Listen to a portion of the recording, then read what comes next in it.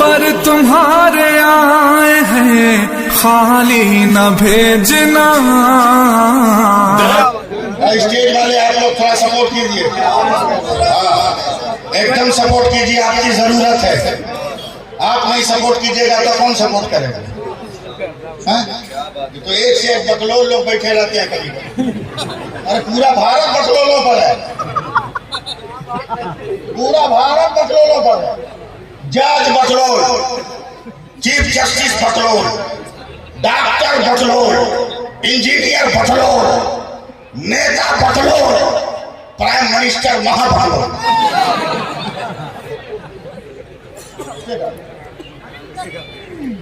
अब कैसे बकलोल है सुनिए। क्या नाम है? जिला परिषद नंबर 16। आप सुनिए, मेरे पैगाम पर पहुंचाइएगा कैसे बकलोल लोग रहते हैं। आई देखो क्या है, जोर से बोलना, क्या है? एकदम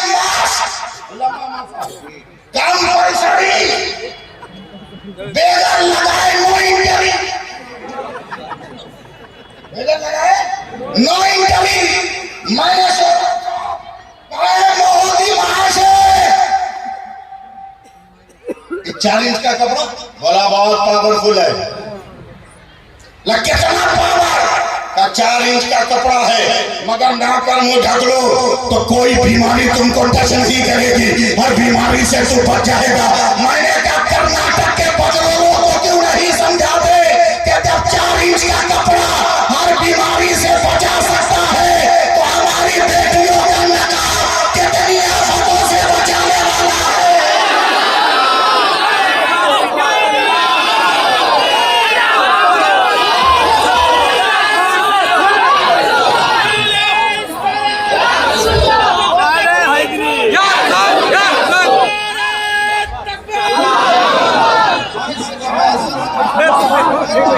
और मैं आप हाथ उठा के बोलो या रसूल अल्लाह बोलो। नहीं बोलोगे तो हम ही लोग तो बोलते हैं। अब कुछ लोग कह देते हैं कि या रसूल अल्लाह बोल रहे हो, कुछ सुनने वाला है? यहाँ भी अल्लाह बोलते कोई जवाब देने वाला है? हमने कहा बे हमसे बोल रहे हो, हमसे बोल रहे हो।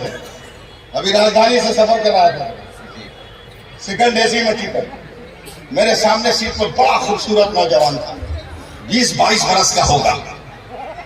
मुस्कुराता था तो लगता था बस एकदम महताब को कहिए लबे नाजुक का तबस्सुम, खुर्शीद को तपता हुआ रुखसार समझिए।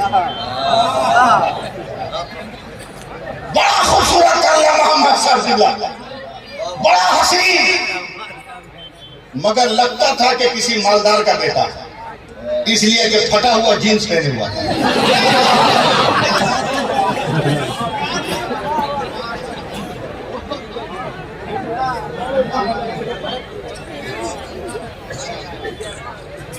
बड़ा सा मोबाइल निकाला है, हम लोगों का तो कुछ नहीं।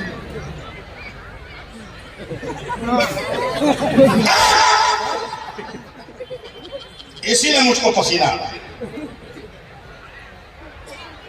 पड़ गया। हम टेंशन में आ गए, हम खड़े हो गए। हमने कहा बेटा काहे को चलती ट्रेन में जंगल ला रहे हैं, कोई मिर्गी उर्गी है तो बोल दो हुआ पड़े हम, जिन्ना भूत शैतान पकड़ा हो तो हम स्पेशलिस्ट हैं, झाड़ दें हम। बोला नहीं मौलाना। हमने क्या हुआ? बोला एक पार्टनर है जिसके यहाँ 5 लाख रुपया मेरा बाकी था, वो मिल ही नहीं रहा, न कॉल रिसीव कर रहा था न मैसेज रिसीव कर रहा था। आज ऐसे हमने ट्राई कर दिया कि हमारा पैसा दोगे कि नहीं, मैसेज रिसीव कर दिया और रिप्लाई भी कर दिया, बस 3 दिन में तेरे अकाउंट पर ट्रांसफर कर रहा हूं। मैंने जोश में हाथ पकड़ लिया था, हाँ ऐसा हुआ, बोला देख लीजिए। मैंने कहा उठाओ नीचे और भारत के बकलोलों को समझा कि चलती ट्रेन से जब पार्टनर का मैसेज पार्टनर तक जा सकता है और पैगाम आ जा सकता है तो उन्नति का दलो मुस्तफा तक क्यों नहीं जा सकता है, और आशिकों का फातिहा सादा तक क्यों नहीं जा सकता है। बोलो सुभान अल्लाह।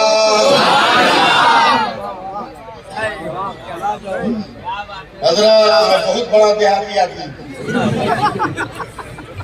किसान आदमी, समझे। अभी 6 कट्ठा आलू हो गया है, देखे भी किसान आदमी। मेरे घर के सामने एक हिंदू धोबी का घर, मतलब 97 बरस उसकी उम्र है, अभी तक पेंशन खा रहा है। भारत ऐसी लॉस में नहीं गया,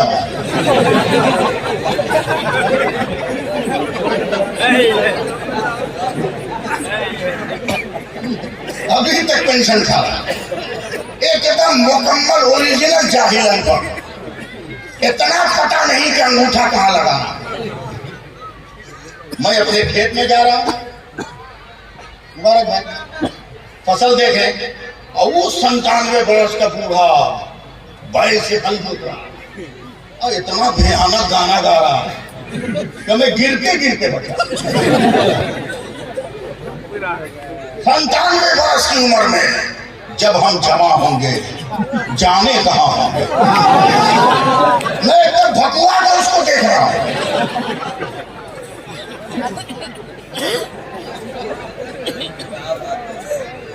क्या मौलवी साहब आप आ गए? मैंने कहा आ गया। सुनो, मैंने कहा एक बात बताओ। बोला क्या? बोला जानते हैं कि तू अंगूठा छाप है, मगर इतना भयानक गाना तू कहां से याद किया? तब वो धोती का चेट में से इतना बड़ा मोबाइल निकाला। मैं चुपचाप हूं। बोला 20 दिन पहले हमारा बेटवा आया था बंबई से। ठीक है, बोला ये मोबाइल दे गया। तू तो जाहिल आदमी, अनपढ़, अंगूठा भी नहीं लगाना जानता, मोबाइल कैसे चलाएगा? क्या यही बात बेटा कोई बोले थे? कम नीपड़ आदमी हम क्या करेंगे? तो बेटा ने उंगली पकड़ के ये स्विच पर रखा, कहा बाबू जी इसको दबाइएगा ना तो भीतर से गाना निकलेगा। क्या कहे मौलवी साहब, 15 दिन तो सुने हैं, 22 गाना याद हो गया। मैं सर पकड़ कर बैठ गया, बेहोश होने लगा। बहुत बड़ा हमारी कौम के नौजवानों, बहुत बड़ा हमारी कौम की बेटियों, तुमने मोबाइल चलाने के अलावा कुछ नहीं सीखा। एक काफिर 15 दिन में 22 गानों को याद कर सकता है।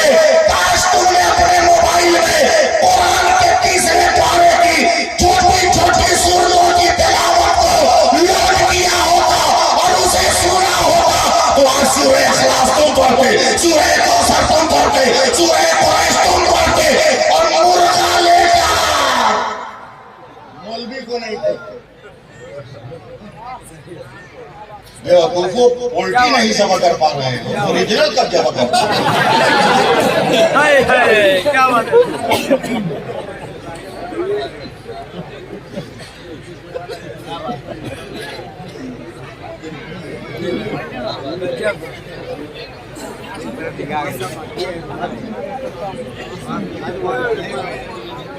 बस उधर से लाइट जल गई, रेड। मैं तकरीर करने आया था लेकिन तकरीर किया नहीं मैं। छोड़िए, फिर कभी सुन लीजिए, मगर एक बात सुना के जाएंगे। एक बात सुना के जाएंगे, उसको सुनना ही पड़ेगा। जलसा वाला नहीं सुनाने देगा तो अपना हम मोबाइल नंबर देते हैं, हमको कॉल कीजिए, मोबाइल पर तकरीर करेंगे। कंजूस देखा? कंजूस मक्खी चूस, बोलो कंजूस मक्खी चूस देखा है कहीं?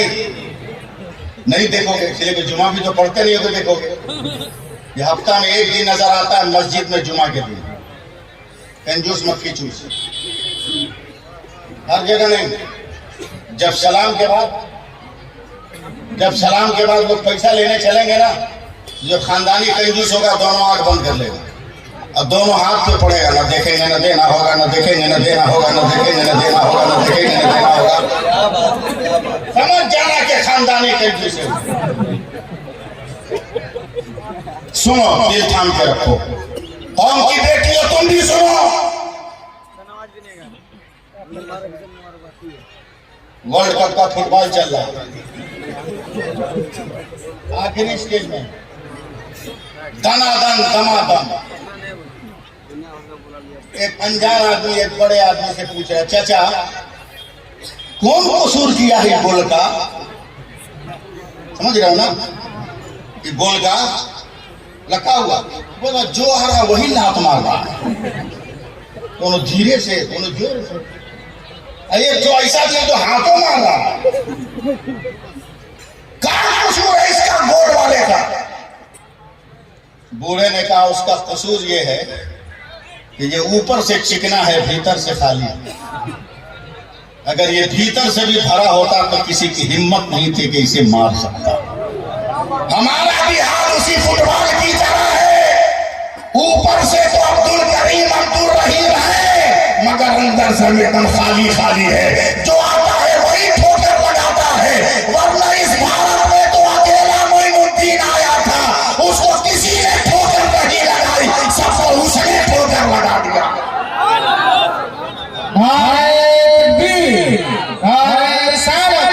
मसलके आला हज़रत ख्वाजा रहे हिस्सा। आखिरी बात सुन, कुरान की तालीम सुन।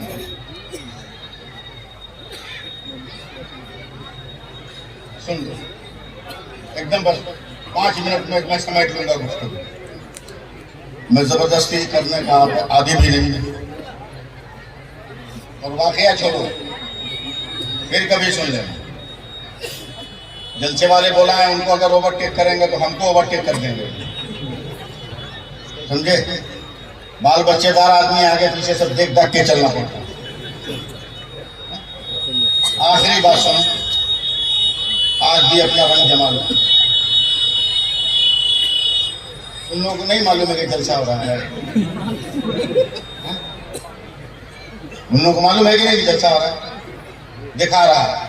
हम मोटरसाइकिल में, वो भी खैराते में लिया होगा कहीं ना कहीं, पेट्रोल उधार भरवाया। हजरत एक लड़का है नौजवान का, देखा मेहंदी है हाथ में, मैं समझ गया एकदम ताजा ताजा है।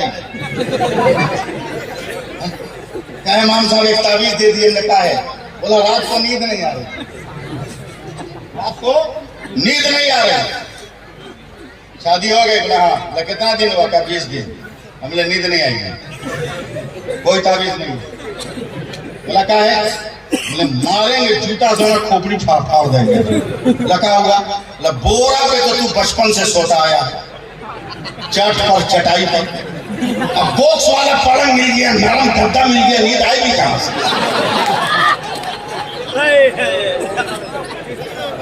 बोरा बिछा के सो, एकदम खरगोश का मजा लो। नेचर के खिलाफ काम कर रहे हो, खैरात के टुकड़ों पे पलने वालों। मत मांगो किसी गरीब बेटी के पास, मत मांगो, मत मांगो। हजरत दिल्ली में एक हादसा हो गया, बड़ी खूबसूरत बेटी थी एक आदमी की, शादी नहीं हो रही, रिश्ता नहीं आया। उसने अखबार में ऐलान लिख दिया कि जो मेरी बेटी से शादी करेगा बिजनेस ट्रांसफर कर दूंगा। अखबार जैसे ही मार्केट में आई, बाप रे बाप, लाइन लग गई नौजवानों, एक से एक हेयर स्टाइल, एक से एक जूता वाला, एक से एक पैंट शर्ट वाला। उसमें से सेलेक्ट करके बाप ने अपनी बेटी की शादी कर दी। 2-4-10 दिन के बाद का बेगम, ये भी एक अजब नाम है, पता नहीं किस पढ़े लिखे ने रखा बेगम। वो बेगम, गम के लिए हम, वो बेगम।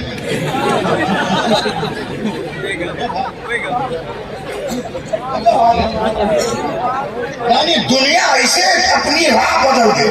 हजरत पहले मालदार आदमी अपने दरवाजे पर आदमी रखता था कि कुत्ता न घुस जाए, अब मालदार आदमी अपने दरवाजे पर कुत्ता रखता है कि कहीं आदमी न घुस जाए। मिजाज बदल गया।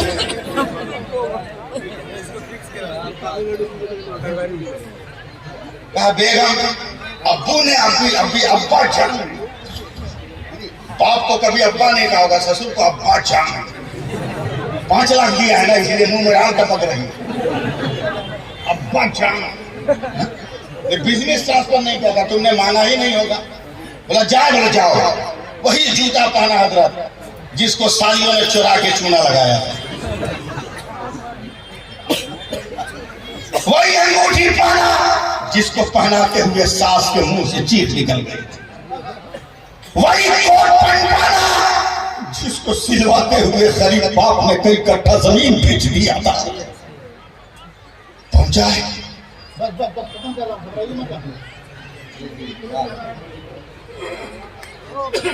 बोला बेटा तेरी आमद का मतलब कहा? अब्बा जान आपने बिजनेस ट्रांसफर नहीं किया? कहा बेटे मैं तो इंतजार कर रहा था, कब आओ। ससुराल भी एक अजब नाम रखने वालों ने रखा। ससुराल, ए मुबारक भाई उर्दू सुनिए ना, ससुराल रखने वाला कितना पढ़ा लिखा था। इस ससुराल से जितना मुंसलिक रिश्ता है ना सब छोटी सी वाला, ससुर, सास, साला, साली, सरहद, साडू,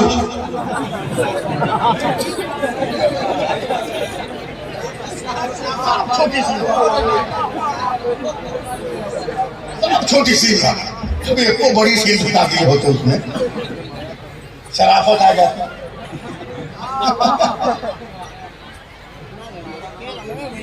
हाँ समझी समझन सब सीन थे और बहुत कुछ है, वो भी छोटी सीन थे।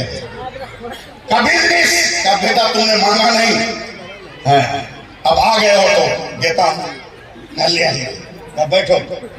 गया तो आधा घंटा लगा बड़े मियाँ को आने में। घर से जब बड़े मियाँ निकले हैं ना तो 36 इंच का कटोरा सिर पर, अल्युमिनियम का बड़का पियाला।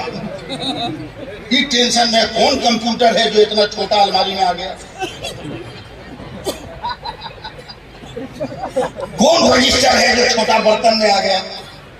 बड़े मियाँ जब पियाला लेकर बैठे हैं कटोरा देखा खाली, बोला क्या? सर से कटोरा उतार के कहा पूरा बिजनेस। बोला क्या मतलब? जब तक बिटिया की शादी नहीं हुई थी ना बेटा, यही कटोरा लेकर दिल्ली जामे मस्जिद के दक्षिणी गेट पर मैं भीख मांगता था, आज से ट्रांसफर करवा। मांगो तेरी बेटियों के बाप से, तेरी दुनिया बर्बाद हो जाए। अगर मांगना ही है तो चल फातिमा के बाप से मांग ले, जो हमारे मुख्तार है, तेरी दुनिया भी बना दे, तेरा रुतबा भी बना दे। बस एकदम आखिरी बात सुनो। 1157 में कुफ्र और इस्लाम में जंग हो रही है। कमांडर इन चीफ मुसलमानों की तरफ से सुल्तान सलाउद्दीन अय्यूबी, मुस्लिम सिपाही 27,000, ईसाई 3,70,000। डट गए मुसलमान। सुल्तान को बुखार लग गया, 4 दिन खेमे में, डर लग रहा है कोई खबर नहीं आई मैदान जंग से। 5वें दिन मैदान जंग में देखा जो मुसलमान जिसको जहां खड़ा किया था वही डटा हुआ है। तो जोश में सुल्तान ने दोनों हाथ उठाया और नारा लगा दिया,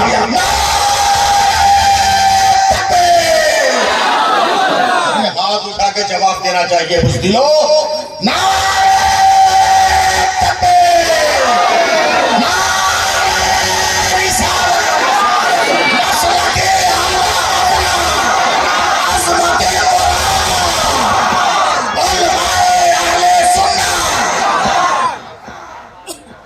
जब नारा लगाया सुल्तान ने 27,000 सिपाही पलटे और कमांडर को देखकर वो तलवार तेज चलने लगी, तना तन तना तन तना तन। दस्तूर था कब जंग बंद होगी, कब जंग शुरू होगी। सूरज डूबते ही जंग बंद हुई। सुल्तान ने कहा सिपाहियों तेरी जुर्रत को सलाम, 4 दिन हो गए तुमको जीत नहीं मिली, जबकि अक्सर मैदानों में देखा है कि तुमने तलवार न्याम से बाहर नहीं किया कि दुश्मन भाग गया। एक सिपाही ने कहा हुजूर कोशिश कर रहे हैं मगर कामयाबी नहीं मिलेगा। तौबा करो, मुसलमान की शान ये नहीं कि कोशिश करे और कामयाब ना। सर्वे करो किसी से गुनाह तो नहीं हो रहा, बस 2 मिनट सुभान अल्लाह कह दो। एक सिपाही खड़ा हुआ था, जान के अमान पाऊं तज करो हुजूर, एक भूल हो रही। बोला क्या? बोला दुश्मन इतना बदमाश है कि सुबह सवेरे हमला करता है, आधे लोग नमाज पढ़ते हैं, आधा उसको रोकते हैं, फिर नमाज वाला उसको रोकते हैं, जो नमाज नहीं पढ़ा वो नमाज पढ़ते हैं। हुजूर जैसे तैसे उंगली मार के हम लोग कुल्ली करके वजू कर ले रहे। 4 दिन हो गए हम लोगों ने दतवन नहीं किया है, मिसवाक नहीं किया है। सुल्तान ने आंख बंद की। कल सुबह को भी उंगली मार के वजू कर लेना, कल मैदान में मैं रहूंगा। फजर की नमाज पढ़कर सुल्तान ने कहा सिपाहियों चलो मैदान में। हर सिपाही दौड़ा अपने घोड़े की तरफ, हथियार की तरफ। एक जिम्मेदार मुकर्रिर की मौजूदगी में ये मिला था बोलना, समझे? अल्लाह मोहम्मद रजा की मौजूदगी में बोला। भागे सिपाही तलवार तेज उठाने।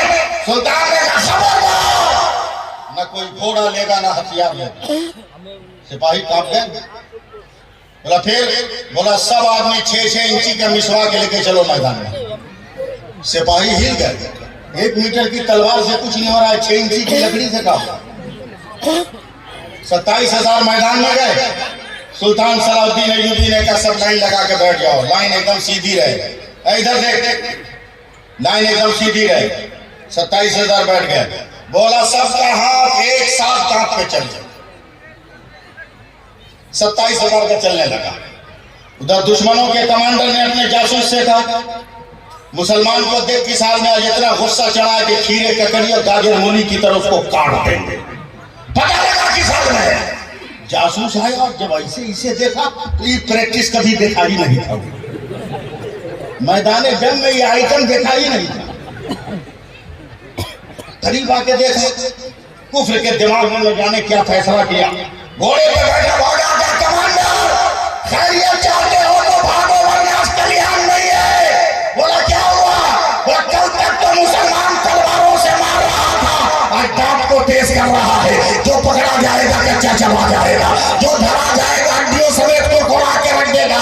आज खैरियत नहीं है। कभी जालिम दांत तेज किया जाता है। यकीन न हो तो चलकर देख लो। कमांडर भी आया है और आने के बाद जब देखा है उसने दौड़ के गया क्या सिपाहियों भागो, लोहे की तलवार को लोहे की ढाल पे रोकोगे मगर किरदार के वार को कहां रोकोगे? 3,70,000 2 मिनटों में जब भागे हैं तो सुल्तान अपनी सवारी के ऊपर चढ़े और जोर से ऐलान करते सिपाहियों गवाराना मैदान जंग में फतह तुम्हारी ताकत ने नहीं दिया, मेरे मुस्तफा की सुन्नत ने दे दिया है। मेरे मुस्तफा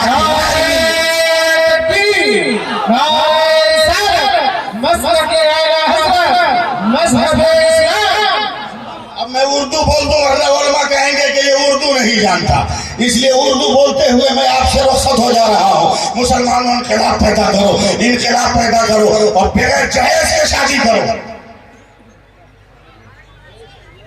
अगर तुम्हारा बाप मानता है जहेज तो कह दो मैं सेहरा ही नहीं बांधूंगा, सेहरा ही नहीं बांधूंगा। बिना जहेज के शादी करो, कौम की बेटियों पर रहम करो और अपने आप को ऐसा बना लो हजरत, ऐसा बना लो, ऐसा बना लो। सुभान अल्लाह कहिएगा तब ना शुरू करें। थका गाड़ी चलवा रहे हैं आप लोग। ऐसा बनो, उलमा दुआ दे दे।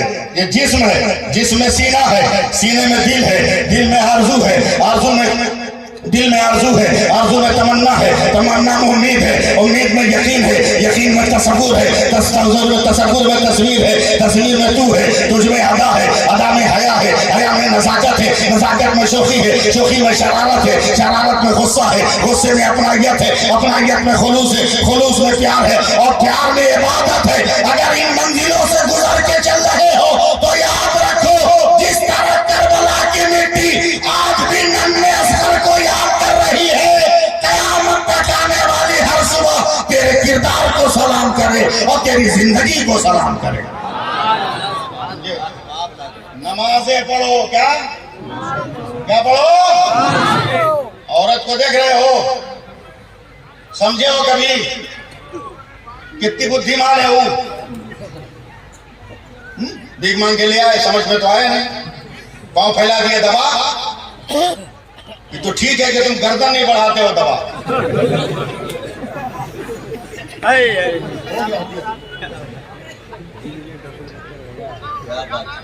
गर्दन नहीं बढ़ाते हो, वरना उसको भी दबा। भात खाए हो कभी? अरे बोलो भात खाए हो? 10 आदमी का परिवार हो, क्या किलो चावल बनेगा? जल्दी बोलो।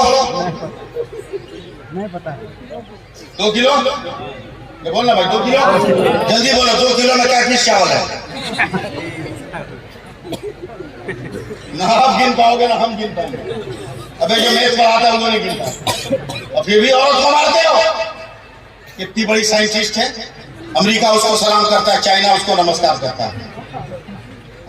जब 2 किलो चावल जिसको मर्द गिन नहीं सका हजरत, उसको बनाने बैठी ना, और पानी जब पूरा गर्म हो गया, चावल जब खौल गया, तब चम्मच उठाया उसने, और चावल के हांडी में चम्मच से हिलाकर 1 चम्मच भात उठाया।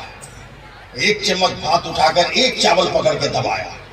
जैसे ये दब गया, मुस्कुरा के कहती है सब हो गया। बाप रे बाप, इतनी बड़ी साइंटिस्ट। तो जिस चावल को मर्द गिन न सका, उसमें से 1 को दबाकर इसने सबको क्या कर दिया। हमने कहा कौम की बेटियों, ये इल्म तुमने कहां से सीखा? तो कौम की बेटियों ने कहा मौलाना ये हमारा इल्म नहीं है, परवरदिगार ने चावल को ये मिजाज दिया है, एक ठीक हो गया होगा तो सब ठीक हो जाएगा। नादानो, यही तो मेरे नबी कहते हैं, नमाजें पढ़ो, नमाजें पढ़ो, नमाजें पढ़ो, नमाजें पढ़ो, नमाजें पढ़ो। बोलो, नहीं तो नीचे भी आ सकता हूँ लास्ट मिनट में। बोलो, नमाजें पढ़ो, नमाजें पढ़ो, नमाजें पढ़ो। इसलिए कि कयामत के दिन सबसे पहले नमाज को चेक किया जाएगा, और अगर बंदा नमाज में पास होगा तो फरमाएगा फरिश्तों ये मेरे महबूब की उम्मत है, अगर एक में पास है तो सब में मेरे फजल से इसे पास कर। इसलिए मुसलमानों, बात खत्म करते हुए आपको गुजारिश कर रहा हूँ, बहुत खेल लिए खिलौना, अब मस्जिदों को आबाद करो, अब मस्जिदों को आबाद करो, नमाज पढ़ो, समझे? और अपने पाँव का साइज सही रखो, समझे? पाँव का साइज सही रखो। जुमा पढ़ने जाओ तो हड़बड़ा के दूसरे का जूता पहन के मत भागो। पाँव का साइज सही रखो, अपना जूता पहन के आओ। पाबंदी से नमाज पढ़ो, भीख मांगना बंद करो, भीख मांगना बंद करो।